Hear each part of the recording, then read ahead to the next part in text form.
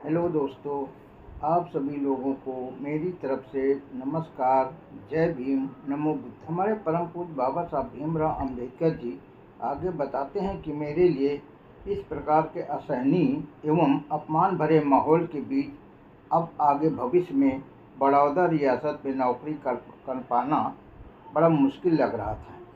इस प्रकार के माहौल में रहकर देख लेने के बाद बाबा साहब जी ने काफ़ी सोच विचार करके नवंबर 1917 में अपने घर बम्बई वापस लौट आए थे। मुलाकात करके लौट आए थे और लौटने के बाद वे अपने गुरु केलुस्कर गुरु जी से मुलाकात करके उन्होंने बड़ौदा रियासत में सभी प्रकार की होने वाली परेशानियों को उनसे बताई थी। प्रोफेसर जोशी, जो कि केलुस्कर गुरु जी के घनिष्ठ मित्र थे और बड़ौदा रियासत में ही रहते थे, प्रोफेसर जोशी ने केलुस्कर गुरु से बताया कि मैं एक प्रगतिशील विचारों को मानने वाला व्यक्ति हूँ। मैं छुआछूत, जात पात, ऊंच नीच, छोटा बड़ा, अमीर गरीब आदि को नहीं मानता हूँ। इसलिए डॉक्टर भीमराव अम्बेडकर जी मेरे घर में रह सकते हैं।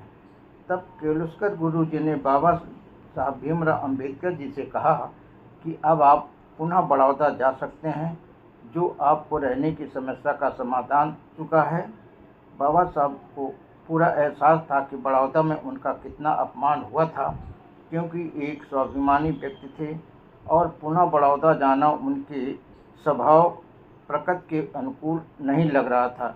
फिर वे केलुस्कर बड़ौदा के लिए रवाना हो गए थे। लेकिन जाने की एक बड़ी वजह ये भी थी कि बाबा साहब भीमराव अम्बेडकर जी एक ईमानदार, मेहनती एवं कर्तव्यनिष्ठ इंसान थे। वे एहसान फरामोश इंसान नहीं थे।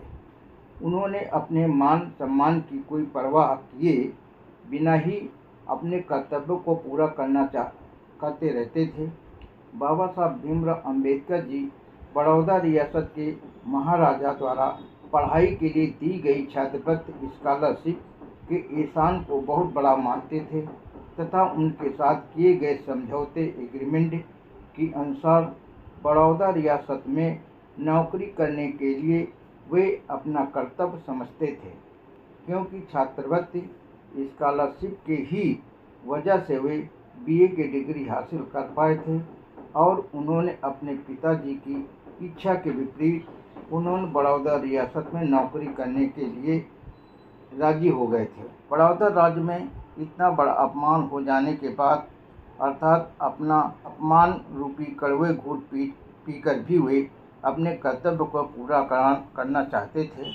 बाबा साहब भीमराव अम्बेडकर जी कहते हैं कि यदि बड़ौदा रियासत के महाराजा सयाजी गायकवाड़ द्वारा आर्थिक सहायता किए जाने का एहसान नहीं होता, तो मुझ जैसा व्यक्ति जिसने अपने जीवन में ब्रिटिश सरकार या कांग्रेस सरकार की नौकरी की या मंत्री पद की कभी कोई परवाह नहीं किया था, आज वो बड़ौदा सरकार की नौकरी के लिए इतना अधिक से अधिक कैसे झुक सकता है।